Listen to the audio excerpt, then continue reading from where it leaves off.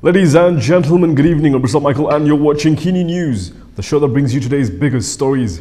Imagine if Umno and PAS joined forces with Bersatu. It's only speculation at this point, but how would Dr Mahathir Mohamad react to such a proposal? If it were to exist, today we asked him, you don't want to miss this. It's hard to predict what the political landscape would look like when the 15th general election arrives. Much can happen, with one speculated scenario being a move by Umno and PAS deciding to work with Dr Mahathir Mohamad and Bersatu. At a press conference today, Mahathir was quizzed on whether he was open to such an idea. There's been talks about Umno wanting and willing to work with you. Is that something that, I don't know, yeah, they are saying that Umno, even PAS, willing to work with me. I told them, you want to work with me, you just support lah. So you welcome their support? Anybody supporting me, I feel like floating. In what situation would you actually welcome their support? In Parliament. Especially in Parliament? Yeah, in Parliament, when we do something right, I think they should support, not just oppose blindly. This comes after an audio recording released by Umno Supreme Council member Lokman Nur Adam sparked fierce speculation. Lokman claimed that Umno President Ahmad Zahid Hamidi attempted to convince party leaders on the need to work with Mahathir. However, it appears not all in Umno are in favour of this, with Deputy President Muhammad Hassan today advocating caution about the rumoured offer for a political collaboration to safeguard Malay interests.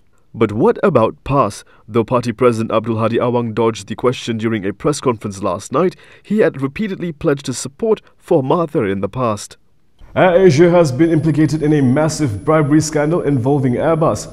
However, according to Dr Mahathir Mohamad, bribery is one thing and offset is something else. Authorities may be probing AirAsia for being implicated in a 240 million ringgit bribery allegation involving Airbus.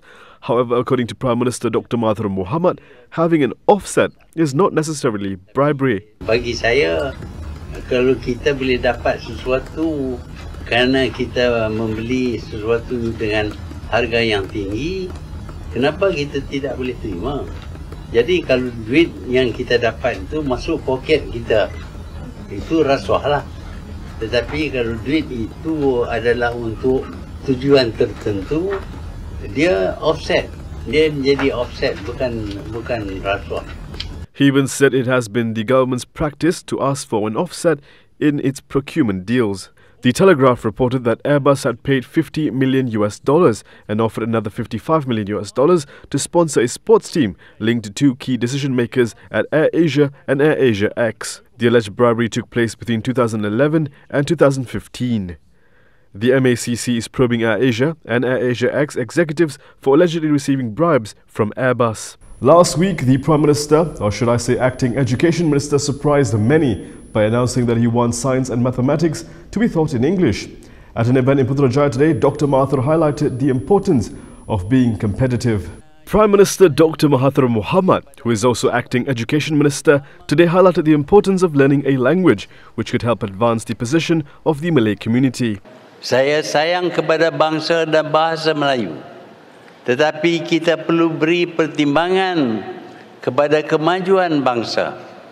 Sebenarnya jika sayang kepada bangsa, utamakan kejayaan sebagai satu bangsa dan kemajuannya lebih daripada hanya kegunaan bahasa sendiri sahaja. Fikirlah baik-baik. Mahathir also said he hoped to implement the policy soon after the matter is discussed by the Cabinet. A committee will be set up for this purpose. On January 31st, the Premier said he wants science and mathematics to be taught in English, and this has drawn flack. At a separate event in Kota Baru, past President Abdul Hadi Awang said the plan to revive PPSMI is probably an attempt to divert attention from the internal problems of Pakatan Harapan parties. Hadi said the matter had not been formally decided and that the official position of the Harapan government had yet to be discussed. We were curious to find out how Malaysians were reacting to Dr Mahathir's proposal to have science and mathematics be taught in English. So we went to a popular spot in Putrajaya and we interviewed several people. Let's see what they said. Tak setuju lah. Sebab nanti pelajar-pelajar yang bahasa orang Melayu ni kurang mahir bahasa Inggeris ni. Jadi takut orang ketinggalan. Pasal tak dibuat dari awal lagi macam mana kan. Jadi nanti dia orang kurang memahami kurang lah. Dua bahasa lebih digalakkanlah supaya mereka tidak tertumpu pada satu bahasa sahaja. Jadi saya galakkan yang sesiapa yang berminat ambil dalam bahasa Inggeris boleh ambil, sesiapa yang hendak buat dalam bahasa Malaysia pun boleh. Jadi mereka tak ada restriction. I've always been a supporter of English and science to be taught in English because I feel that it is a very important language, it's a very important subject, and for the students to get far, whether in life, in school or in their future, it's always good to master English. Okay, it may be difficult in the beginning for everyone on the whole, but I think lama-lama, if they really want to study, everyone can do it lah. Sekurang-kurangnya orang kita dapat belajar menguasai lebih daripada satu bahasa. Kan kita tengok orang Melayu rata-ratanya boleh menguasai satu bahasa. Kalau kita compare dengan anak-anak India dengan Cina, mereka ada 3 bahasa. Jadi dari segi pasaran kerja, makna mereka lebih berpeluang daripada kita lah. Agree, tentu agree. Everything is in English, math, science. If you Google, all is in English. So it's better to be in English. Much better. Kids can do their own research in English. So you don't have to translate from English to BM. Masa pelaksanaan dulu, pelaksanaan dibuat secara tergesa-gesa. Guru belum prepare, belum dilatih sepenuhnya dia untuk mengajar. Dan saya dapati, saya memang di sekolah dulu, saya dapati guru-guru pun tak mahir bahasa Inggeris. Guru pun ajar cakap bahasa Melayu kan. Tak betul tu. Sebab kalau nak buat benda ni, perancangan dia kena betul. Dan memang baik, saya setuju. If you were a driver, you've probably driven important people around. It's part of the job. But one driver testified in court today in Rosma Mansur's trial that he was asked to transport 2 school bags filled with money. A driver told the Kuala Lumpur High Court today that he once delivered 2 school bags stuffed with cash to Rosma's residence. Shamsul Riza Sarbini, who was testifying at Rosma's trial, said he bought the 2 bags, which he referred to as black school bags with orange linings, on orders from his boss, Saidi Abang Samsudin, at 45 ringgit each. Shamsul said he then went to a Maybank vault with the bags as instructed by Saidi and was instructed to put bundles of cash in 100 ringgit denominations into both bags. He said he didn't count the money and just placed it into the backpacks, which were later placed in the car boot. When shown photographs depicting Rosma's residence, Shamsul identified a green sofa where he left the 2 bags. He said the incident happened before Saidi's company, Jepa Holding Sendirian Berhad, secured a contract to supply solar power for rural schools in Sarawak worth 1.2 billion ringgit. Rosma has been charged with soliciting 187 million ringgit in bribes and accepting 1.5 million in bribes in relation to the project. Is being a journalist enough of an excuse to spread fake news? One side argues yes, and the other side is puzzled why anyone would think that's even an excuse. The National Union of Journalists (NUJ) has appealed to the government to drop its charges against EXCO member Wan Nur Hayati Wan Alias, who recently claimed trial for spreading fake news linked to the coronavirus. In a statement last night, NUJ General Secretary Chin Sung Chew said that Hayati had the freedom of speech to raise concerns about the coronavirus. So what exactly did Hayati get in trouble for? She shared several posts, but to give you an idea, the police shared a screenshot of one of her Facebook posts, which was written in Malay. But here's the English translation. Quote, "This morning the news said that 1,000 people from China had arrived in Penang. Perhaps there would only be an emergency once LGE gets the virus." LGE is believed to be in reference to Lim Guan Eng, who is no longer Penang Chief Minister. NUJ's defence of Wan Nur Hayati has left Shahid Zan Johan, the political secretary of Lim Get Siang, slightly puzzled.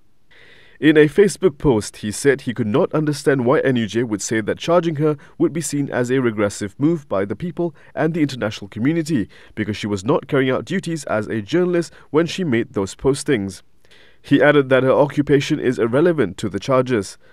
Shahrizan said that even if one was to argue that this was a press freedom issue, Hayati's post would fall short of any yardstick of journalism ethics.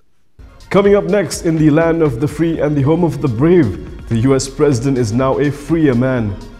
A slippery airport runway has caused a crash in Turkey, leaving several dead. All that and more after this.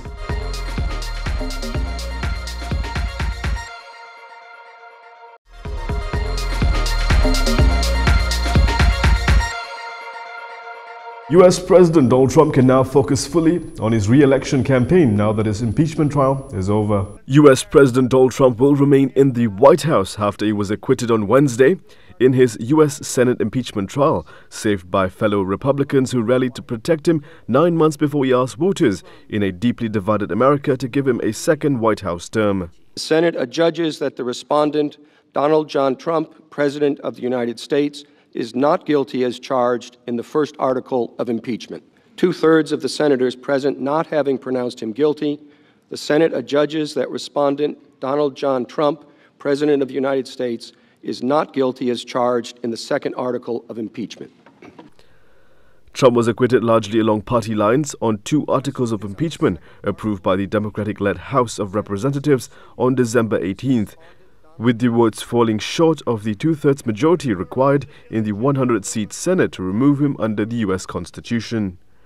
Republican U.S. Senator Mitt Romney on Wednesday issued a scathing criticism of Donald Trump as he broke with his party and said he would vote to convict the U.S. president for abuse of power in his impeachment trial. Trump watched the Senate vote with his top aides in a White House dining room that he uses as a private study, according to a senior administration official. A wet runway and a plane full of people, sometimes that could be a recipe for disaster. A Pegasus Airlines plane flying into Istanbul's Sabiha Gökçen Airport skidded off the end of a wet runway and broke into 3 pieces on Wednesday.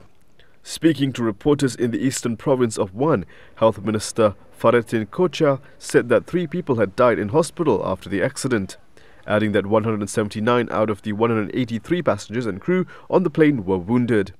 According to Istanbul Governor Ali Yerlikaya, the plane could not hold on to the runway due to poor weather conditions and skidded around 50 to 60 meters. He said the plane split into 3 pieces after a drop of around 30 to 40 meters at the end of the runway.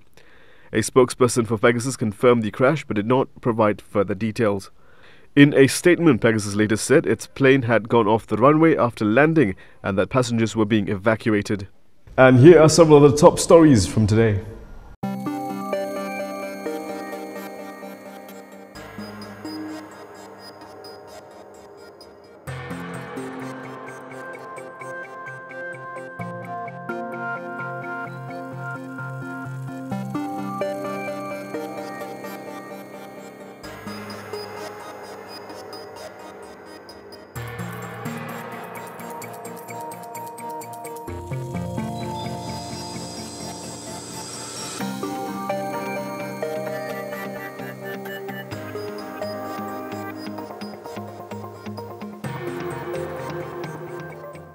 And that is all from me today. For more stories, you can go to KiniTV.com. You can also follow us on Instagram, Twitter, YouTube and Facebook for the latest news updates. I'm Present Michael. Thank you for watching. But before we go, we take a look at Hubei province, where they are combating the spread of the coronavirus with a massive sterilization operation.